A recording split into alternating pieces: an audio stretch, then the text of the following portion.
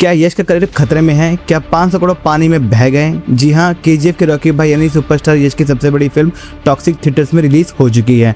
लेकिन इस फिल्म के पीछे एक ऐसा शॉकिंग सच है जो कोई मीडिया आपको नहीं बताएगा। फिल्म की पूरी स्टोरी लीक हो चुकी है। बाप बेटे का खूंखार क्लाइमैक्स सीन और सबसे बड़ा झटका, फिल्म का बॉक्स ऑफिस कलेक्शन पिछली फिल्मों के सामने आधा भी नहीं है। अगर आप लोग ये मूवी देखने जा रहे हो तो पहले इस रिव्यू को देख लेना, वो भी बिना किसी स्पॉइलर के, क्योंकि पैसा आपका लगेगा और आपको जानने का पूरा हक है मूवी का प्लॉट कैसा है, मूवी देखने लायक है या नहीं। तो बिना किसी देरी के चलिए अब स्टार्ट करते हैं। दोस्तों, टॉक्सिक का टोटल बजट सुन करके आपके होश उड़ जाएंगे।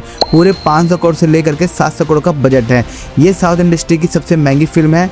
हॉलीवुड के टॉप स्टार डायरेक्टर्स को बुलाया गया था। DNEG जैसे बड़ी कंपनी ने VFX सेट किया था, लेकिन पब्लिक का कहना है कि इतना पैसा लगाने के बाद भी स्क्रीन पर सिर्फ स्वैग दिखाया गया है, दिमाग नहीं। डायरेक्टर गीतू मोहन दास ने फिल्म को स्टाइलिश तो बनाया, पर राइटिंग में ऐसी गलती कर दी जो इस मेगा बजट पर भारी पड़ रही है। क्योंकि जिस तरह से राइटिंग की गई है, आप भी सोचने पर मजबूर हो जाओगे कि ट्रेलर में हमें क्या देखने को मिला था और फिल्म में हमें कुछ अलग देखने को मिला है। लंबे इंतजार के बाद टॉक्सिक मूवी सिनेमाघरों में आई। केजीएफ के रॉकी भाई के बाद यश इस बार एक बिल्कुल अंदाज में नजर आने वाले हैं। फिल्म की कमान गीतू मोहन दास ने संभाली है, यानी 3 घंटे 15 मिनट की एडिटेड वाली एक्शन और गैंगस्टर की इस दुनिया को एक लेडी डायरेक्टर का नजरिया देखने को मिलेगा। 500 करोड़ से ऊपर के बजट में पीरियड सेटिंग, खतरनाक एक्शन, रहस्यमय किरदारों और यश के डबलों ने पहले ही फिल्म को लेकर के एक्साइटमेंट बढ़ा दी। तो सवाल यहाँ पर सीधा सा ये है, क्या टॉक्सिक सिर्फ यश के स्टारडम पर टिकी फिल्म है या फिर इसमें कुछ ऐसा है जो केजीएफ की यादों से आगे ले जाता है? फिल्म के अंदर कई डायलॉग्स आपको सुनने को मिलेंगे जिसे सुन करके आपका भी दिल खुश हो जाएगा। जिसमें राया बोलता है,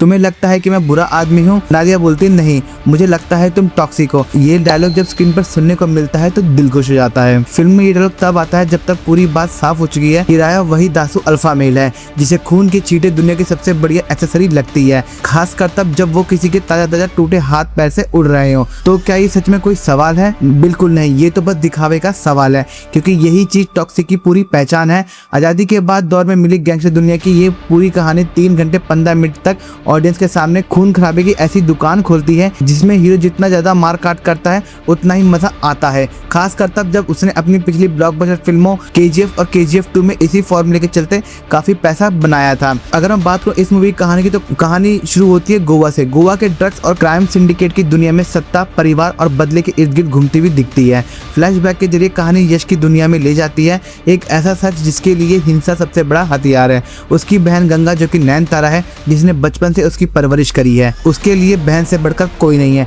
जैसे हमने KGF में देखा था, उसकी माँ से बढ़कर कोई नहीं था। राया का अपराध दुनिया में दबदबा तब और बढ़ता है जब वो सल्वाडोर के करीब आता है।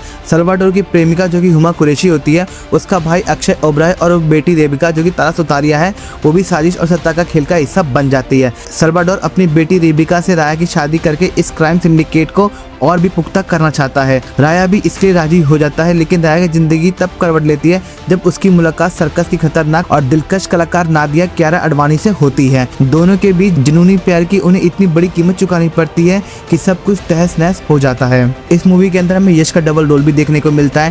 पहले है राया, एक बहुत ही शांत, दिमागी और खतरनाक गैंगस्टर का बाप, और दूसरा होता है उसका बेटा जिसका नाम टिकट होता है, जो एकदम सनकी, टैटूधारी और तबाही मचाने वाला यूथ है। अगर आप सिनेमा हॉल में बैठोगे तो इंटरवल से पहले आपको नींद आने लग सकती है, क्योंकि स्टोरी ही ऐसी बिल्ड होती है। जी हाँ, ये सच है। बाप और बेटे का जो स्टाइलिश एंट्री सीन है वो काफी अच्छा है, पर स्क्रीन प्ले इतना स्लो है कि कहानी बिखरी हुई लगती है। लेकिन ठीक इंटरवल ब्लॉक पर ऐसा शॉकिंग एलिमेंट देखने को मिलता है जहाँ से पूरी फिल्म पलट जाती है। इंटरवल के बाद फिल्म एक्सप्रेस ट्रेन की तरह आगे बढ़ती है। हर एक सीन समझ में आने लगता है। बाप और बेटे का एंग्री मैन अवतार स्क्रीन पर दिखने लगता है, और साथ में सर्कस फाइट सीन देख करके आपके रोंगटे खड़े हो जाएंगे, जहाँ पर क्यारा अडवाणी और नैन तारा ने सेकंड हाफ में पूरा इमोशनल सपोर्ट दिया है। अगर मैं वहीं पे मूवी क्लाइमैक्स की बात करूँ तो फिल्म का क्लाइमैक्स लगभग 20 मिनट लंबा है, और ये अब तक का सबसे ब्रूटल और वायलेंट क्लाइमैक्स सीन है। बाप और बेटे का जब आमना सामना और अपने परिवार को बचाने की आखिरी जंग में इतना खून खराबा है जो साउथ की फिल्मों में पहले नहीं देखा गया। रवि का बीजीएम लास्ट के क्लाइमैक्स सीन में आग लगा देता है,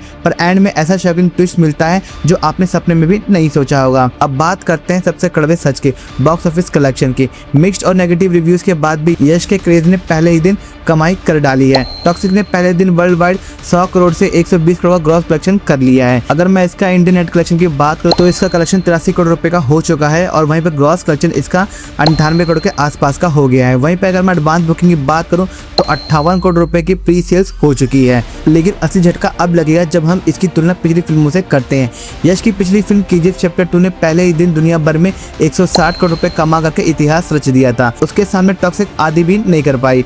अगर मैं 2026 की अब तक की सबसे बड़ी हिट धुरंधर 2 की बात करूं या इससे कंपेयर करूं तो टॉक्सिक उसके आसपास भी नहीं भटक रही है। रणवीर कपूर की एनिमल ने भी 116 करोड़ रुपए की ओपनिंग ली थी। देखो सिंपल सी बात, मैं टॉक्सिक सिर्फ फाइट सीन और मार काट के लिए नहीं गया था। मुझे फिल्म में रोमांस से ज्यादा उम्मीद थी। यश, नयनतारा, कैरी, यहाँ तक कि गीतू मोहन दास के उस वादे इट्स लेडीज वर्सेस लेडीज से उम्मीद थी। आखिर इसकी टैगलाइन भी एक romantic fairy tale for grown up यानी बड़ों के लिए फेरी टेल का वादा करती है। फिल्म के अंदर जब लेडीज आती हैं तब कहानी थोड़ी देर के लिए सांस लेने वाली होती है, लेकिन यहाँ भी हर महिला की पहचान किसी न किसी आदमी के जुड़े रिश्ते के जरिए होती है। डायरेक्टर की कुर्सी पर गीतू मोहन दास जरूर बैठी है, लेकिन आखिरकार ये पूरी तरह और बिना किसी शक के रॉकिंग स्टार यश के स्वैग को साफ साफ दिखाती है। हुमा कुरैशी एक गॉडफादर गैंगस्टर की प्रेमिका है, वहीं तारा सुतारिया उसी गैंगस्टर की बेटी है और हमारे राय के लिए उनके दिल में भावनाएं हैं। रुक्मणी बसंत के साथ भी लगभग यही कहानी देखने को मिलती है। नयनतारा राया की बेहद प्रोटेक्टिव बड़ी बहन है और क्यारा वो है जिनके प्यार में राया पागल है। अगर मैं इन सब हीरोइंस की बात करूं, इन सब में सबसे ज्यादा असर छोड़ती है क्यारा अडवाणी। वो एक खूबसूरत और दुखी सर्कस ट्रैप आर्टिस्ट के किरदार में है, जो पत्थर जैसे सख्त राय के भीतर भी थोड़ी नरमी पैदा कर देती है। अगर कोई इस फिल्म को सचमुच बचाने की कोशिश करता दिखता है तो वो क्यारा ही है। टॉक्सिक की शुरुआत क्यारा अडवाणी यानी नादिया की एंट्री से होती है और पहला ही सीन दमदार असर छोड़ जाता है। हालांकि उस सीन की झलक हमें ट्रेलर में देखने को मिल चुकी है। सबसे बड़ी दिक्कत यहाँ पर राया और उसकी बहन गंगा के रिश्ते को लगती है। जिस बहन को राया की जिंदगी का बैकबोन बताया गया है, वही रिश्ता उसकी लव स्टोरी के बिल्डअप में कहीं पीछे छूटता हुआ दिखता है। यानी भाई बहन का मजबूत बॉन्ड धीरे धीरे राया की मोहब्बत की कहानी के आगे बलि चढ़ता हुआ महसूस होता है। अब बात करते हैं मूवी हमें दिखाना क्या चाहती है। सबसे पहला राया का कैरेक्टर। मूवी दिखाना चाहती है कि राया बच्चा पैदाइशी गुंडा नहीं था, हालात ने उसे गैंगस्टर बनाया है। दूसरा है इस मूवी के अंदर डायलॉग्स। पब्लिक को खुश करने के लिए यश ने बेकार और घटिया डायलॉग बुलवाने की कोशिश की है। फर्स्ट डे फर्स्ट शो में आधे से ज्यादा थिएटर भरा था, पर लोग इस डायलॉग पर ताली नहीं बजा रहे थे, बल्कि हंस रहे थे कि भाई ये चल क्या रहा है। मूवी के अंदर एक अच्छा पार्ट ये है, जब भाई बहन और बाप बेटे का इमोशन एंगल आता है तब मूवी सच में बढ़िया और सुपर स्टाइलिश लगने लगती है। इस मूवी के अंदर सबसे बड़ा ट्विस्ट ये है कि अच्छा पार्ट सिर्फ मूवी के आखिरी 15 मिनट में आता है।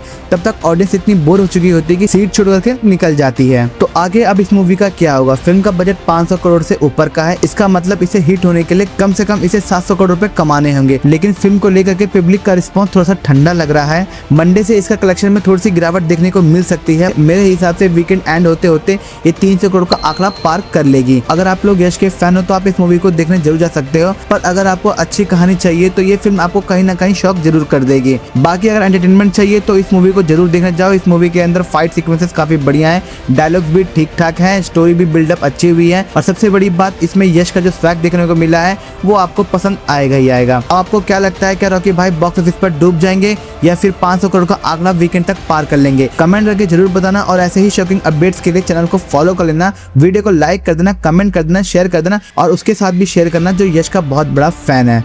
मिलते हैं अगले वीडियो में, तब तक के लिए जय हिंद।